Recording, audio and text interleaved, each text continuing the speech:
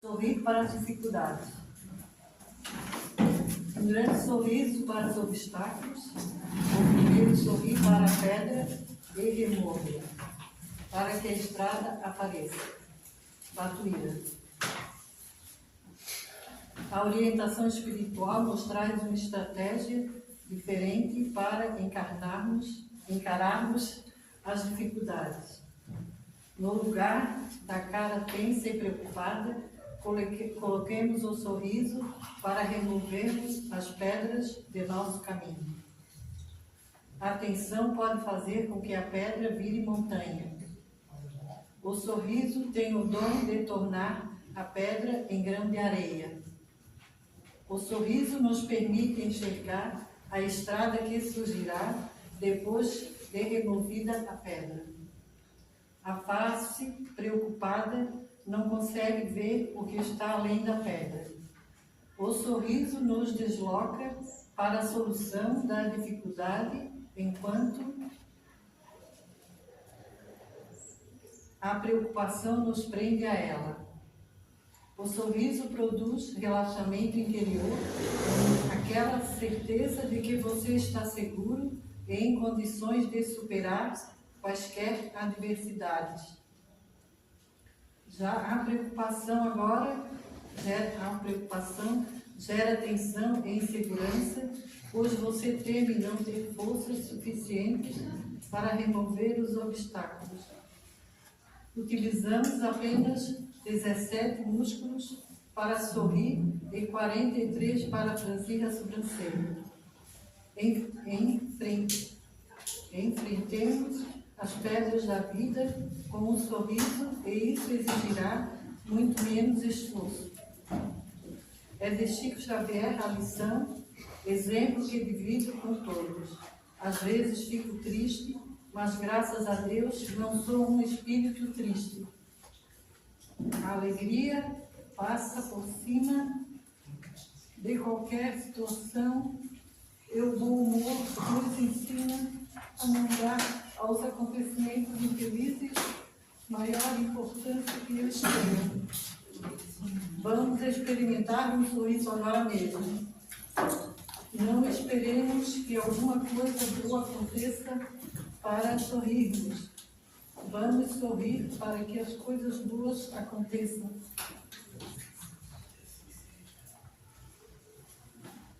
Boa noite a todos.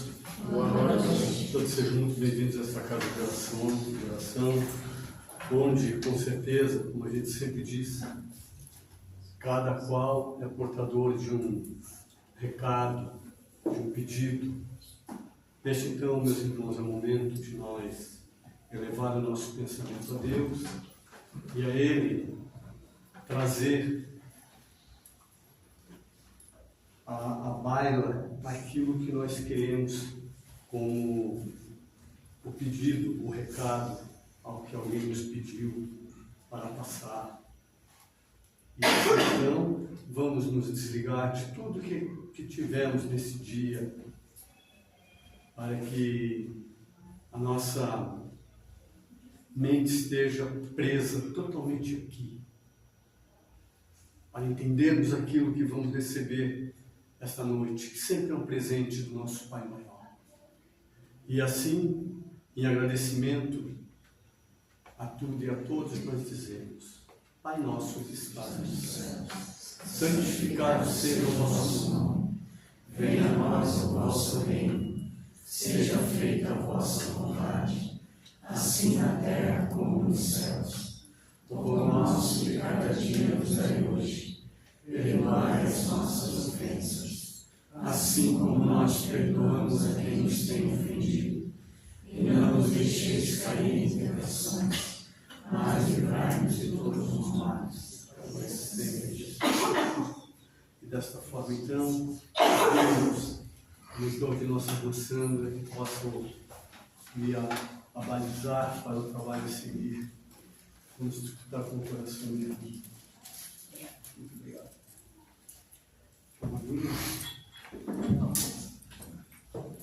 Boa noite a todos. Boa noite. É uma grande alegria estar de volta nessa casa. E abraço da casa que eu venho representando, que é a Casa Amor e Caridade, na Fazenda Santo Antônio, em São José. O tema que eu escolhi para a gente conversar hoje, ele é parte do Evangelho segundo o Espiritismo, quando o Evangelho, quando ele foi dividido em alguns pontos, Kardec divide, trazendo também as bem-aventuranças. E esse capítulo 10 do Evangelho segundo o Espiritismo é o capítulo Bem-aventurados os misericordiosos. A palavra bem-aventurado, essa palavra composta de duas, né? Bem-aventurado significa feliz. Então, felizes os misericordiosos. Já dizendo que aquele que tiver misericórdia pode considerar-se feliz. Mas o que é essa misericórdia? Essa é uma palavra de origem latina, composta de duas palavras. Uma delas, miserere, que miserere significa compaixão. Aí a gente pergunta, o que é compaixão, né? Paixão é tudo aquilo que vem para a área dos nossos sentimentos, das nossas emoções. Por isso nós convencionamos dizer que paixão é uma coisa do coração. Quando é dia dos namorados, a gente manda coração, né? A gente faz cartazes com coração. Quando a gente gosta muito de uma pessoa, manda um coraçãozinho lá no WhatsApp, né? Porque isso é paixão. E compaixão é esse sentimento meu ligado ao sentimento do outro. Que não é só no amor romântico, mas no amor por todas as criaturas de Deus. Então, compaixão é quando eu coloco o meu sentimento ao lado do sentimento do outro e eu começo a sentir imaginar como ele se sente e aquilo me faz sentir parte de ver aquele meu irmão passando por aquele sentimento. Seja um bom sentimento que eu possa usufruir com ele, seja um sentimento triste, um sentimento desagradável que eu posso auxiliá-lo. Que nós também hoje chamamos de empatia, né? Então, a misericórdia é ter essa compaixão e cordis, a palavra cordis é coração. Cordis em latim é coração. Então, por isso, essa paixão do coração, misericórdia, é a gente estar junto com o outro, sentindo o que o outro sente, se colocando no lugar dele e estando de mãos dadas, né? Às vezes essas mãos dadas são emocionais, né? Mas estarmos juntos na tentativa de auxiliar o outro a vencer essas dificuldades que ele está passando, ou, como eu disse antes, usufruindo daquele momento feliz que ele também está passando. É a união de sentimentos, essa é a misericórdia. E dentro desse capítulo de Bem-aventurados os misericordiosos, o item 7, Kardec vai citar um texto de Mateus que ele dá o título de O Sacrifício Mais Agradável a Deus. E eu vou ler esse pequeno, aqui só temos um parágrafo do texto, que é o mesmo que Kardec cita lá no Evangelho, segundo o Espiritismo, que vai dizer, isso Mateus falando, né? Se, pois, quando apresentardes vossa oferenda ao altar, vos lembrardes que o vosso irmão tem alguma coisa contra vós, deixai a vossa dádiva aí ao pé do altar, e ide antes reconciliar-vos com o vosso irmão, e depois voltai para oferecer vossa dádiva. Está lá em Mateus, no capítulo 5, versículos 23 e 24. Então, Kardec cita isso e vai discorrer, junto com as orientações que ele tem dos espíritos, traduzindo para nós essa lição. E eu não trouxe a tradução de Kardec, essa explanação que Kardec fez, mas eu trouxe uma explanação do que eu tenho aprendido durante todos esses anos e é isso que eu gostaria de partilhar com vocês. Em primeiro lugar, quando a gente fala de sacrifícios, nós temos que ver de onde surgiu essa coisa de sacrifícios. Por quê? Jesus nasce entre os judeus e segue aquele povo. O Moisés é que pegou aquele povo, os judeus, e Moisés vem ensinar aquele povo. E escreve 5 livros, que é o Pentateuco Mosaico. O terceiro desses livros é o Levítico. O Levítico, ele vai trazer as leis. Fez isso como o nosso Código Penal. Roubou, tantos anos de prisão. Estuprou, tantos anos. O nosso Código Penal vai dizer a pena para cada delito. Não é? O Levítico é isso que Moisés está fazendo. Precisava criar uma lei para os homens porque era o tempo da barbárie. Então precisava que se criasse uma lei. Naquele tempo, para controlar aquelas pessoas, tinha que ter alguma cobrança, como hoje a nossa lei também nos cobra. O que acontece se a gente dirigir acima da velocidade? Vamos pagar em dinheiro uma multa, se formos pegos. Então, naquele tempo, era uma outra forma de tentar conter aquela barbárie daquele povo, que ainda estava muito menos adiantado do que hoje nós já estamos. E nesse Levítico, era muito comum que eles pedissem que as pessoas pagassem os seus pecados, que não acreditavam que existiria uma vida após a morte. Então, tinha que pagar ainda, quando estavam naquela vida, pagar por seus pecados. Pagavam como? Oferecendo um sacrifício no templo. Então, existia fora do templo, no tempo de Moisés o templo era uma tenda, fora existia um altar, e ali naquele altar as pessoas iriam fazer os seus sacrifícios. Até hoje, os judeus têm um dia que eles chamam Dia do Perdão, que para eles é chamado o Yom Kippur. É um dia do perdão e dia da expiação. Então, nesse dia, as pessoas vão falar para o sacerdote dos judeus o que eles praticaram naquele ano, e vai ser definido de acordo com aquelas leis que estão lá no Levítico, que vocês podem ver depois que leis são essas, vai ser escolhido o sacrifício de alguns animais. O que nós mais conhecemos, que muitas vezes nós falamos essa expressão, mas nem sabíamos o que significava, se não sabíamos, vamos saber agora, era o bode. Por exemplo, você cometeu algum delito e o sacerdote, pela lei, dizia: o delito que você cometeu, você precisa trazer 2 bodes para o sacrifício. Um vai ser morto aqui no templo e o sangue dele vai ser aspergido pelo altar, para agradar a Deus. Nossa palestra, o sacrifício mais agradável a Deus, né? Vai aspergir esse sangue no altar.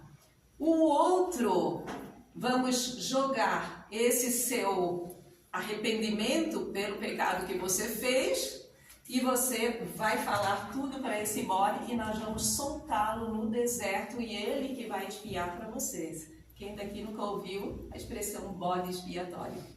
Esse é o bode expiatório. Ah, me tirou para bode expiatório. Por quê? Porque estão jogando as suas culpas em mim. Então, esse era um sacrifício comum. Empurravam o animal para o deserto, não permitiam que ele voltasse, ele ia embora com os pecados, a pessoa se livrou do pecado, porque o pecado foi embora com o bode. E assim existiam animais que eram queimados, animais que eram mandados para outro lugar, eram novilhos, E nós lembramos também, que acho que todo mundo aqui vai lembrar, que quando Jesus nasceu, quando ele tinha 8 dias, era o dia que as mulheres que tiveram filho tinham que fazer um sacrifício no templo, entregando 2 cabritinhos ou 2 cordeirinhos, ou, se fossem muito pobres, um casal de rolinhas de Nossa Senhora Maria, levou um casal de rolinhas porque era muito pobre. Uma seria sacrificada no templo. Vejam isso, eu fiquei sabendo lendo agora, que o sacerdote deveria cortar o pescoço da rolinha sem separar do corpo, com a unha para parar o sangue, para aspergir no altar. E a outra rolinha seria solta para o deserto, mas não se sabe se ela ia, levando o pecado que Maria cometeu de ter um filho, porque era considerado que a mulher que tinha um filho estava cometendo o mesmo pecado de Eva. Olha como a gente já andou atrapalhado nas coisas, né? Hoje a gente olha para tudo isso e pensa assim, meu Deus, que absurdo, não existiria humanidade se não tivesse isso tudo, né? Então nós sabemos que nem Eva existiu, é tudo uma alegoria, mas nós vemos como eles escreveram toda a sua lei de acordo com aquilo que eles foram imaginando. Existia um propósito? Claro que existia, que era colocar um freio naquelas pessoas que viviam na barbárie, em assassinatos, em tudo muito baixo, evolutivamente muito baixo, mas precisava primeiro educar aquelas pessoas para que eles saíssem daquele período da barbárie. Então esses eram os sacrifícios. Quando Jesus chega, ele vai nos dizer uma frase que todos nós já ouvimos: misericórdia eu quero, sacrifício não. Por quê? Quem é que pode me dizer que eu posso fazer o que quero e no dia do perdão eu vou lá, sacrifico um bicho e eu fico livre? Ou algum sacerdote ou algum líder religioso vai dizer: tu conta para mim que eu estou te perdoando e os teus pecados estão zerados, né? Nós, na doutrina espírita, nós não costumamos nem usar a palavra pecado. Nós trabalhamos com o conceito de ignorância, porque todas as vezes que nós descumprimos uma lei de Deus, mas eu não sabia. Só que Kardec perguntou aos espíritos onde estava escrita essa lei. Como é que está onde é que está essa lei? Como é que eu vou saber o que é certo e o que é errado? E os espíritos responderam a Kardec que essa lei está na nossa consciência. Todos nós nascemos com essa lei. Então nós sabemos o que é certo e o que é errado, né? Muitas vezes fingimos não saber, mas que sabemos, sabemos. Quando nos equivocamos muito, nós do espiritismo chamamos de ignorância. Eu ignoro a lei de Deus, né? Ignorar no sentido de desconhecer, de não saber, porque muitas vezes eu não fui orientada ou eu recusei por rebeldia, eu não quis ser orientada dessa lei. Mas as pessoas na época faziam esse sacrifício porque não acreditavam que existia a reencarnação, não sabiam, era ignorância, né? Por ignorar, não no sentido que nós usamos a palavra ignorância hoje, mas por desconhecer. E não sabendo isso, achavam que quando morresse, iriam para um lugar que nem usavam a palavra inferno ainda naquele tempo, mas chamavam Geena. Geena era um local onde eram queimados lixos dia e noite, lixos, animais mortos, não existia coleta de lixo. Então existia um morro lá, uma montanha, que aquele lugar fumegava dia e noite com cheiros horríveis, porque tudo lá era queimado.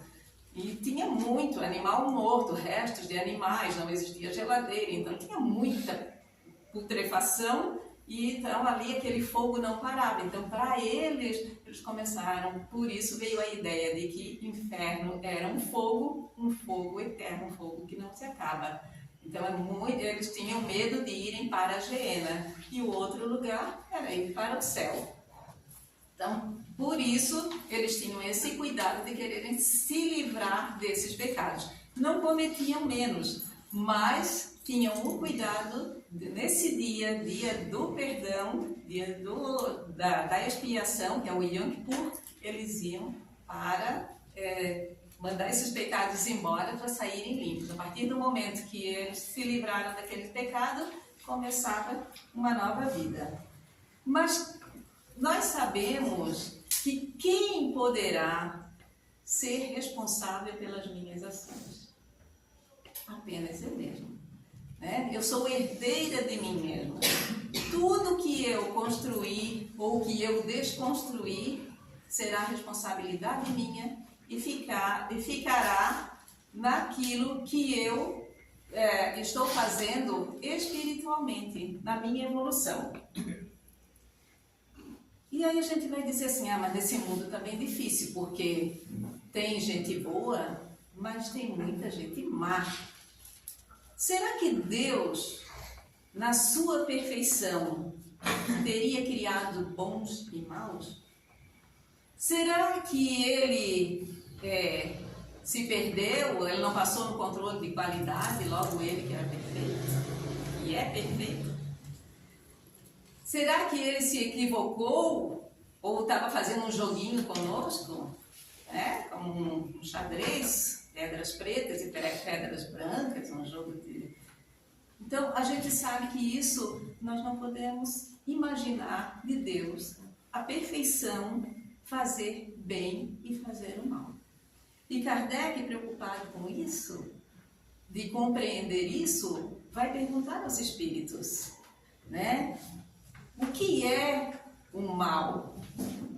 E os espíritos vão nos responder que o mal é a ausência do bem.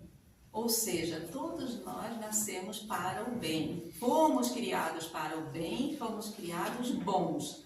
Se nós, por rebeldia, deixamos de praticar o bem, é porque nós trouxemos o mal para nós. Mas nós mesmos é que vamos ter que retirá-lo novamente.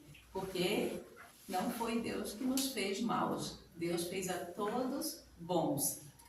Por isso que é muito comum que a gente, sempre quando faz oração por aqueles que estão ainda se comprazendo no mal, por aqueles que estão privados de liberdade por terem se equivocado tão profundamente, que todos esses precisam muito das nossas orações, porque eles ocuparam um espaço que era totalmente do bem e eles trouxeram o mal.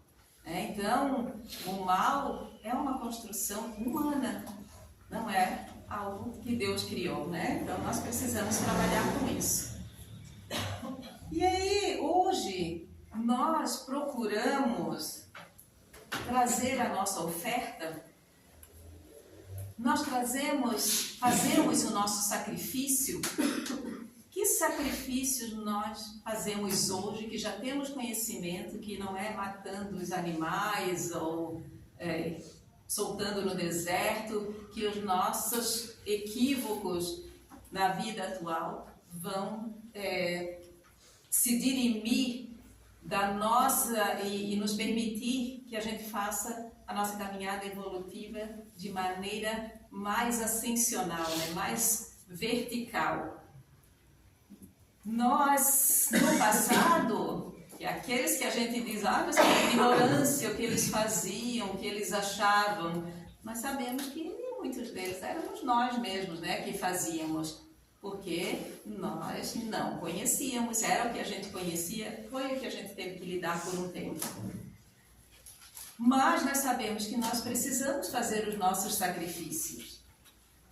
E a doutrina espírita, ela vem nos dizer que o sacrifício que nós temos que fazer hoje é o sacrifício do nosso esforço pela nossa autotransformação, para vencer aquele homem velho que estava em nós e deixar nascer o homem novo, aquele que Paulo tanto nos falava, Paulo apóstolo, Que era hora de nascer esse novo homem que nós estamos gerando há séculos, mas que não está ainda conseguindo nascer.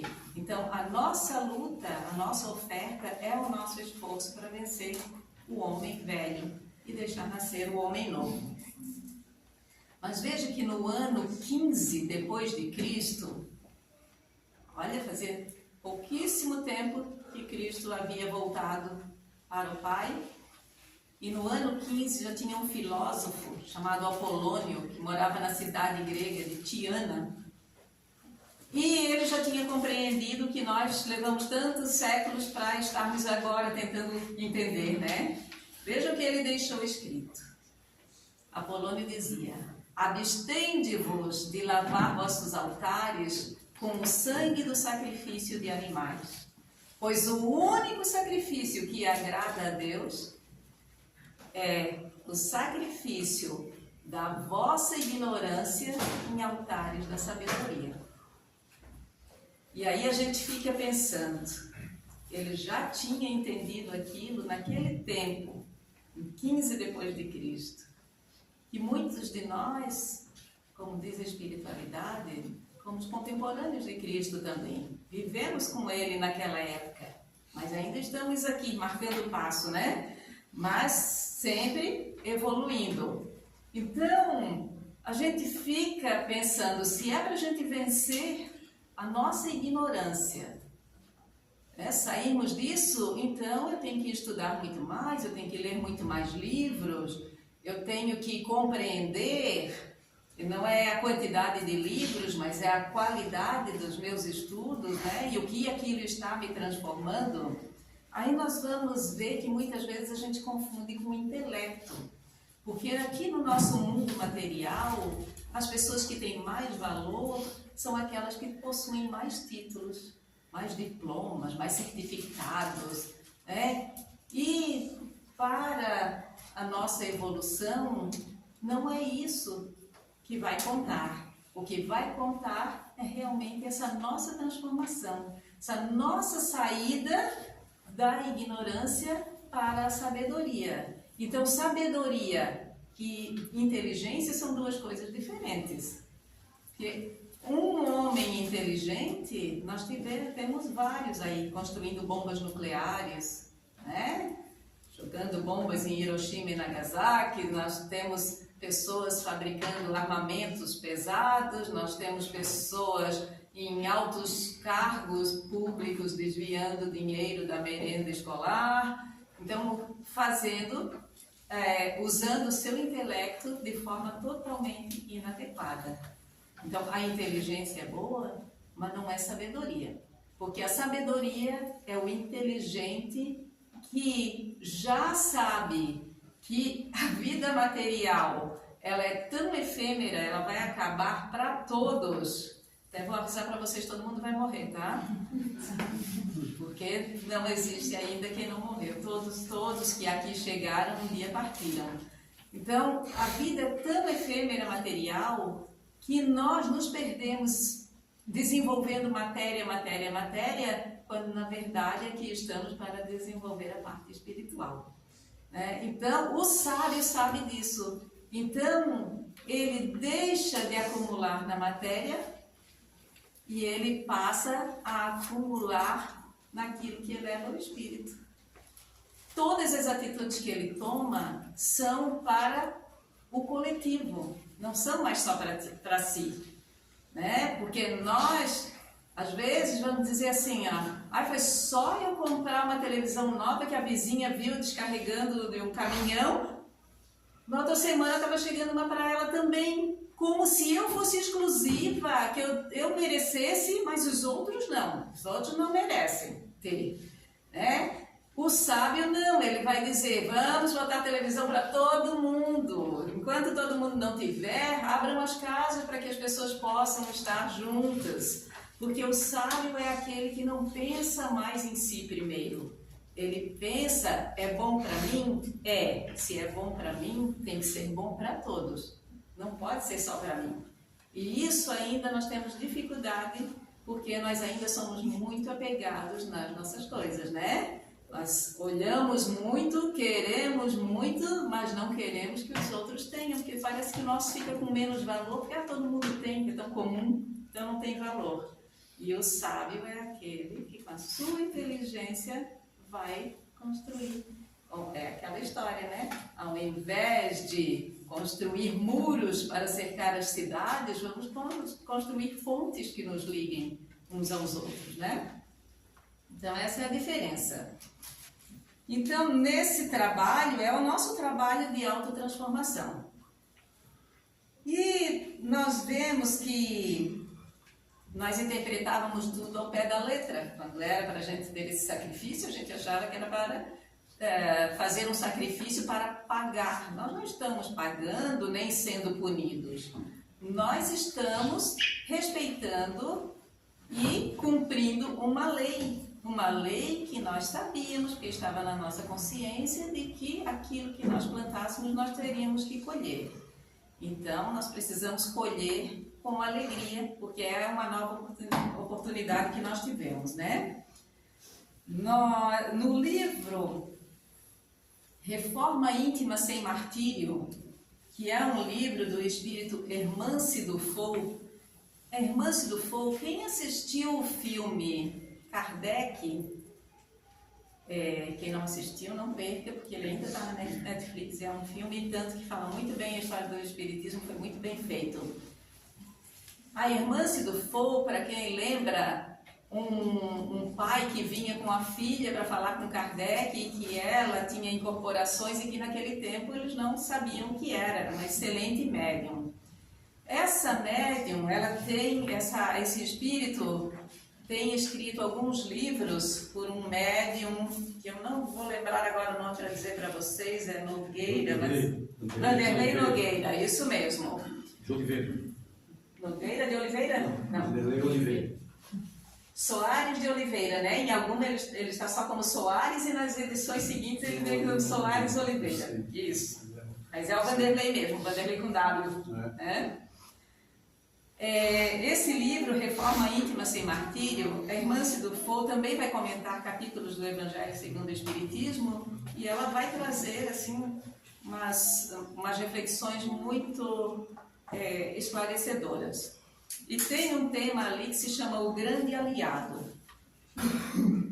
Nesse tema, ela vai nos dizer que nós precisamos acolher o homem velho, porque a gente fala muito, ela fala disso, a doutrina espírita tem falado muito que nós temos que eliminar o homem velho, matar o homem velho, extirpar o homem velho. Ela diz isso seria uma ingratidão com esse que veio se construindo ao longo desses anos, porque nós só chegamos aqui pelas experiências que esse homem, que éramos nós, que esse espírito que veio do passado, caminhando degrau a degrau, foi adquirindo para dar chance de que o homem novo nascesse. Então, que essa nossa caminhada, ela não deve ser menosprezada. E ela vai dizer assim, ó: fala-se muito do homem velho e quase nada sobre como consolidar o homem novo. Dominados pelo mau hábito de destacar suas doenças espirituais, criou-se um sistema neurótico de supervalorização das imperfeições morais que tem conduzido muitos espíritas à condição de autênticos hipocondríacos da alma.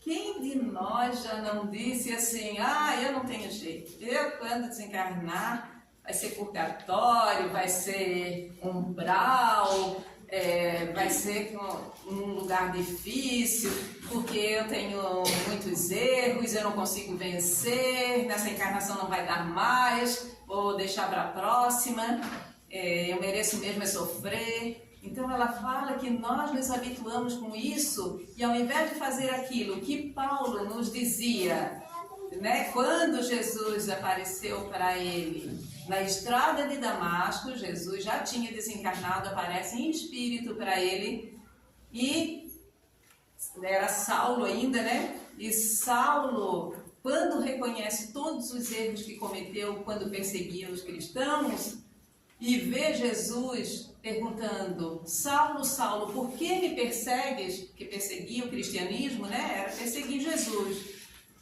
Saulo, quando compreende o equívoco que tinha cometido, ele não fica se martirizando, nem dizendo, eu não tenho mais jeito, eu vou para o umbral, não, nada disso. Ele se levanta e pergunta, Senhor, o que queres que eu faça?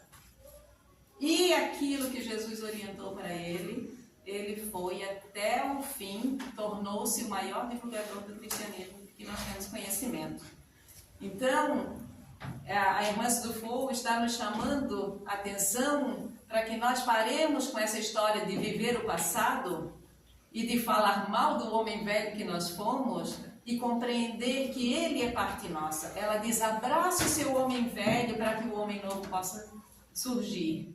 E eu achei isso muito interessante, porque a gente vê poucas pessoas falando, né, desse abraçar o homem velho, valorizar aquilo que nós passamos, reconhecendo como parte da nossa caminhada, de cada degrau que nós estamos subindo. Então, nós sabemos que por muito tempo nós andamos a braços com essa ignorância, e muitas pessoas ainda, se a gente quiser falar um pouquinho desse caminho ascensional, elas preferem até não saber, porque a gente sempre diz, né? Quanto mais a gente sabe, mais nos será cobrado. Então, eu nem quero saber, porque se vão cobrar, porque está tão boa a minha vida assim, nessa sonolência que eu vivo, né? Nesse desperdiçar de tempo, nesse marasmo em que eu me coloco. E quando a gente diz, dessa encarnação não dou conta, vou deixar para a próxima, pensemos mais seriamente, porque nós viemos aqui para fazer esse sacrifício. É o sacrifício que mais agrada a Deus, é ver nós nessa luta, dia após dia, para espiritualizar tudo o que nós fazemos.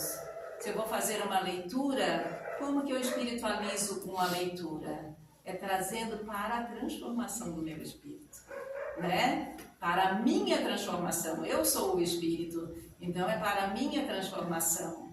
Se eu vou fazer uma comida, eu posso espiritualizar essa comida, porque eu posso fazer com tanto carinho, tanto amor, tanta dedicação, sem queixumes e valorizando cada coisa que eu tenho, que eu já espiritualizei. Porque é isso, vencer o homem velho é ver em tudo a presença de Deus. É ver em tudo a oportunidade que nós ganhamos. E essa oportunidade, eu sempre falo isso, não sei se já falei aqui da outra vez que eu vim, mas eu sempre fico pensando, para nós reencarnarmos, tem que fazer um plano no mundo espiritual. Tem que fazer a nossa forma física que nós vamos ter. Tem que encontrar pai e mãe que tenham genes adequados para que eu possa passar aquelas provações que eu escolhi, né? As doenças que eu escolhi, se é que eu escolhi, corpo físico que eu escolhi, tudo isso vai ter que ser encaixado. A espiritualidade tem um trabalho imenso. Acha um casal que queira me receber. Quando eu estou já encarnada aqui no plano físico, quanto de água eu consumo em uma encarnação? Quanto de alimentos eu consumo em uma encarnação? Quantas pessoas têm que trabalhar para mim? Digamos que eu comece falando só no leite quando eu sair do aleitamento materno, só o leite. Quantas pessoas têm que trabalhar para que esse leite chegue na minha casa? Então, assim, vejamos que investimento que existe em uma reencarnação nossa. Que período de oportunidade que nós estamos recebendo. Para alguns um pouco mais curto, conforme a necessidade e o plano de cada um, para alguns bastante comprido, mas para cada um de nós aquilo que nós mesmos ajudamos a planejar.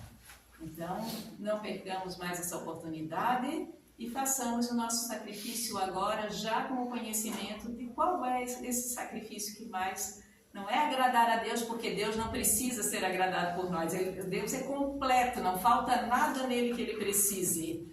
Mas que pai não se alegra de ver seu filho vencer em provas que tantas vezes já fracassou? Então é isso que eu deixo para a gente refletir. Agradeço a oportunidade, agradeço a paciência de todos vocês. Muito obrigada. Deus nos abençoe.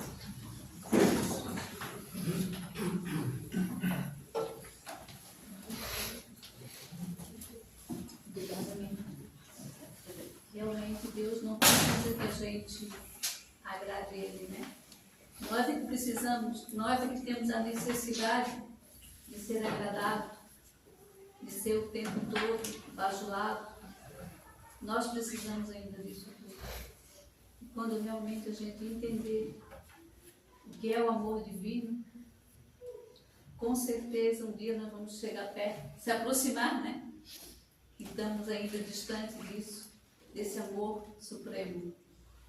Então vamos elevar o nosso pensamento a Deus, a Jesus, a nossa Mãe Maria Santíssima, pedir que ela possa derramar sobre todos nós aqui presentes, encarnados e desencarnados, a todos aqueles irmãos que se encontram com seu nome no caderno de prece, a todos aqueles que estão em tratamento nessa casa, por toda a humanidade, Senhor, que ela possa derramar o bálsamo da compreensão, do discernimento, que possamos buscar o amor dentro de nós, primeiramente, deixar essa centelha divina nos orientar.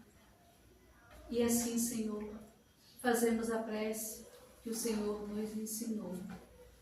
Pai nosso que estais nos céus, santificado seja o vosso nome. Venha a nós o vosso reino. Seja feita a vossa vontade, assim na terra como nos céus. O pão nosso de cada dia nos dai hoje. Perdoa, Senhor, as nossas ofensas, assim como nós perdoamos a quem nos tem ofendido. E não nos deixeis cairmos em tentações, mas livrai, Pai, de todo mal, que assim seja. E assim pedimos permissão para darmos por encerrado a palestra doutrinária da noite de hoje, que ao sairmos daqui, possamos levar para os nossos lares muita paz e muito amor no coração. Pedimos a todos que permaneçam em silêncio, que vai ter paz, que vai ser chamado de irmão. Muito obrigada, minha irmã, que Deus te abençoe.